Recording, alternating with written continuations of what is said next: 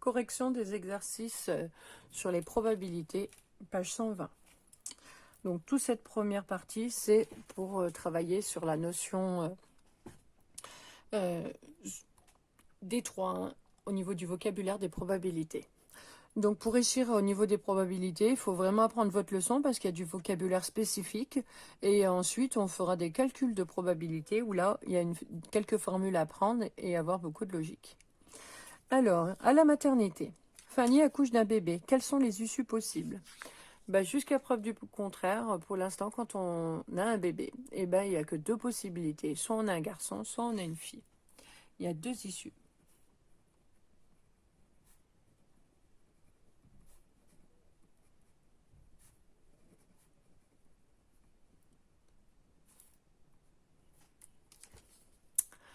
Maria accouche de jumeaux. Quelles sont les issues possibles?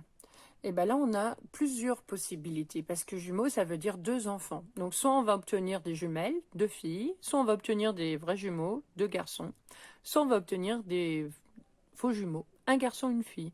Donc, il y a 3 issues.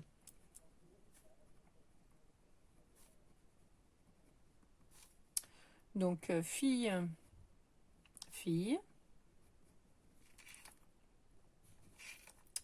garçon, garçon,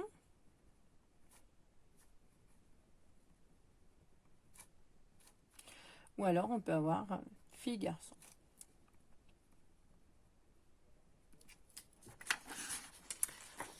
Deuxième exercice.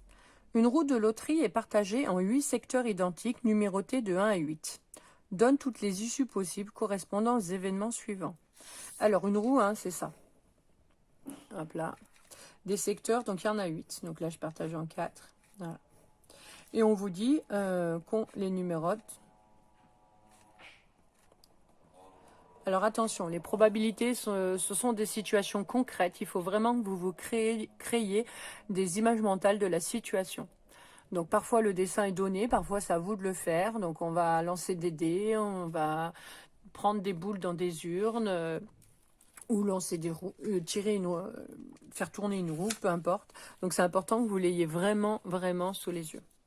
Alors, on vous demande les issues possibles d'obtenir un multiple de 2. Donc, je regarde sur la roue. Les multiples de 2, j'ai 2, 4, 6 ou 8. Il y a 4 issues.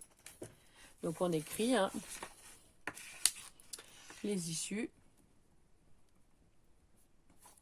sont 2, 4, 6 et 8. Donc, quand vous voyez noter entre guillemets, ça s'appelle des événements. Donc, il faudra bien faire la distinction dans ce chapitre-là. Chapitre que vous ferez en 4e, en 3e. La différence entre un événement, qui est une phrase, et une probabilité, c'est ce qu'on calculera après. Et là, l'issue du calcul donne un nombre. Et donc, les nombres et les événements, ce ne sont pas pareils. Donc là, c'est l'événement, obtenir un multiple de 3. Donc, quand on a nos numéros de 1 à 8, les multiples de 3, j'ai que 3 et 6. Donc, il y en a 2.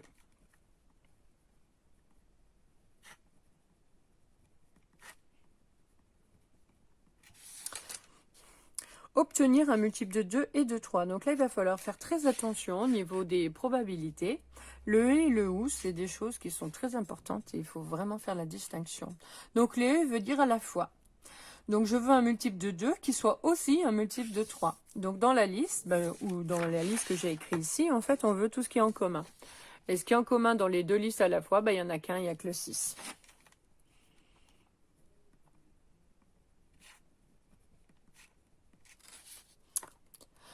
Alors, dernier événement, obtenir un multiple de 2 ou de 3. Donc là, c'est différent. Il faut que je sois soit dans la liste des multiples de 2, soit dans la liste des multiples de 3. Alors, le 6, il y est 2 fois, on ne va pas l'écrire 2 fois, mais donc j'ai les 2 listes à recopier. Donc, le ou veut dire au moins dans l'un, en fait.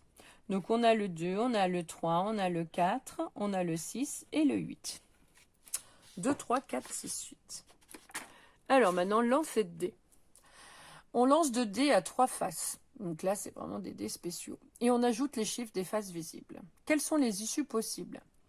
Alors là, il faut bien comprendre hein, que les dés sont numérotés de 1 à 3.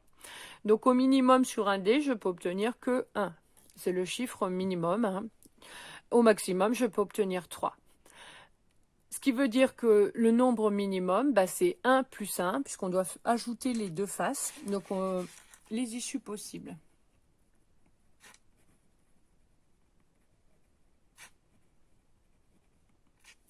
Alors, si j'obtiens 1 et 1, la somme fait 2.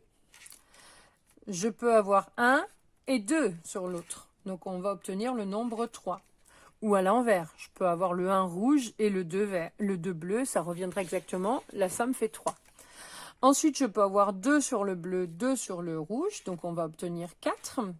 Ensuite, je peux obtenir 2 sur le bleu, 3 sur le rouge, donc je vais obtenir 5. Ou à l'envers, 2 sur le rouge et 3 sur le bleu, ça fait toujours 5. Ou alors, je peux obtenir 3 et 3. On obtient 6. Je ne peux pas obtenir autre chose. Donc là, il faut bien faire attention. Maintenant, autre trait de vocabulaire. Détermine un événement impossible. Un événement impossible, c'est un événement qui n'aura jamais lieu. On le sait à l'avance, il est impossible de se réaliser par rapport à mon expérience aléatoire qui est de lancer ces 2 dés.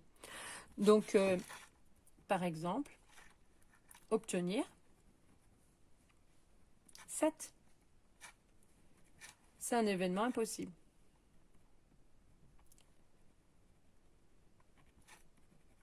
Ou 1, par exemple. On a vu que les issues possibles, c'est 2, 3, 4, 5, 6. Si je donne une autre issue, bah, ça sera forcément un événement impossible. Je vous rappelle qu'un événement, c'est une phrase. Donc, il doit forcément y avoir un verbe, d'accord, pour expliquer ce qu'on fait et que l'événement, ça se note entre guillemets. Donc là, on n'a pas mis de notation. Hein. On verra après, quand on va calculer des probabilités, que les événements, on les nomme par des lettres majuscules. Pour éviter d'écrire, par exemple, probabilité d'obtenir 7, on peut noter cet événement 7 ou grand A. Et du coup, on calcule P de A ou P de 7. C'est plus facile. Alors, un événement certain, c'est un événement qu'on sait à coup sûr qui va se réaliser. Donc là, on peut donner, par exemple, obtenir un nombre, comment j'écris, compris entre 2 et 6. Donc ça, c'est un événement certain, puisqu'on a vu que les issues, c'est 2, 3, 4, 5, 6. Donc ce sont bien les nombres compris entre 0 et 6. Donc cet événement, on est sûr qu'il se réalise. Voilà. Alors maintenant, exercice numéro 3. Alors, vous voyez que là, on a plein de dés à notre disposition. Il y en a des blancs, des bleus, des verts, des jaunes, des rouges. Décrit une expérience aléatoire. Donc, je vous rappelle qu'une expérience aléatoire, donc c'est une expérience qui est liée au hasard. Donc, il y a le mot aléatoire. Ça veut dire que, par exemple, dans cet exercice, je ne vais pas regarder les dés et les piocher.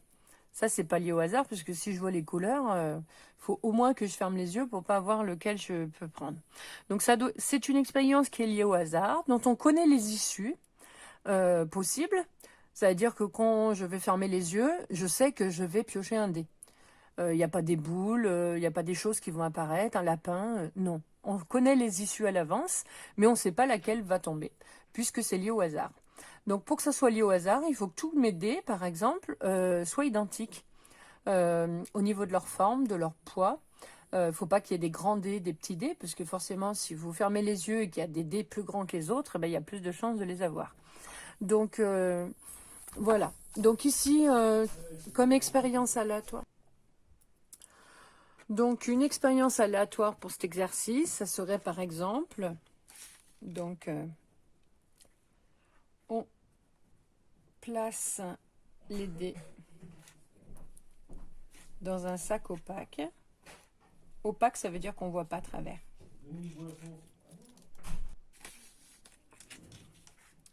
Et on pioche un dé au hasard.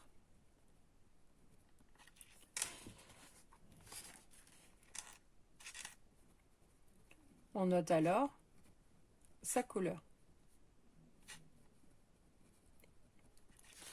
Donc le fait que le sac soit opaque, ça veut dire que je ne vois pas l'intérieur. Donc quand je vais mettre ma main dans les dés, dans le sac, pardon, c'est bien lié au hasard.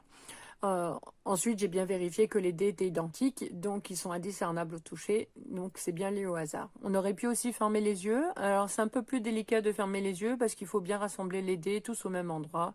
Alors que dans un sac, on peut les mélanger, il n'y en a pas qui vont s'échapper. Donc ici, on ne va pas noter le numéro, mais bien la couleur, puisque si je mets ma main dans le sac, je ne peux pas savoir sur quelle face exactement, et quelle est la face avec le bon numéro qu'il faut que je prenne en compte. Alors, quelles sont les issues possibles, du coup, par rapport à cette expérience? Il est bien entendu que si je changeais d'expérience, j'aurais pu piocher 2 dés.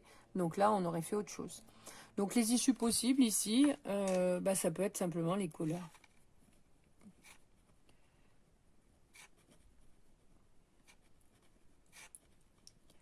Alors, comme couleur, j'ai les dés qui sont blancs, bleus, j'en ai des rouges, des verts et des jaunes.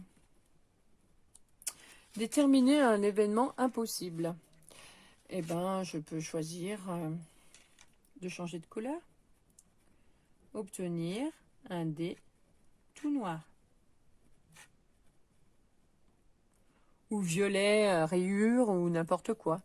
Donc ça, c'est bien événement impossible, puisqu'il n'y a pas de dé de cette couleur-là dans le sac. Donc quand je mets ma main dans le sac, je suis sûre à 100% que je ne vais pas obtenir je peux pas réaliser cet événement. Obtenir un événement certain, obtenir un dé. Tout simplement. Quand je mets la main dans le sac, étant donné qu'il n'y a que des dés, je suis sûre à 100% que je vais obtenir un dé. Donc ça, c'est un événement certain. Détermine 2 événements, ni certains ni impossibles, que je peux obtenir. Alors, par exemple, obtenir un dé, et je choisis la couleur que je veux, rouge. Voilà. Ou alors, je peux obtenir un dé vert ou blanc. Ça aussi, c'est un événement. Ces 2 événements, ils sont ni certains ni impossibles, ils sont réalisables. Et on pourrait compter et calculer les probabilités, ce qu'on va faire dans les exercices qui suivent par rapport à la notion sur les probabilités, donc la notion des 3-2. Donc, pour rappel, bien apprendre son cours pour ne pas être perdu au niveau du vocabulaire. Donc, le vocabulaire événement, événement impossible, événement certain. Donc, en 4e et en 3e, vous verrez encore d'autres vocabulaires. Et ensuite, on va passer aux probabilités. Donc, ne pas mélanger les événements et les probabilités. Les événements, ce sont bien des phrases donc qui se notent entre guillemets. Donc, il y a un verbe, un complément pour dire ce qu'on fait. Les probabilités, ce sont des nombres par contre. Et donc, ne pas mélanger les 2 notations. Voilà. Donc, la correction de ces premiers exercices est terminée.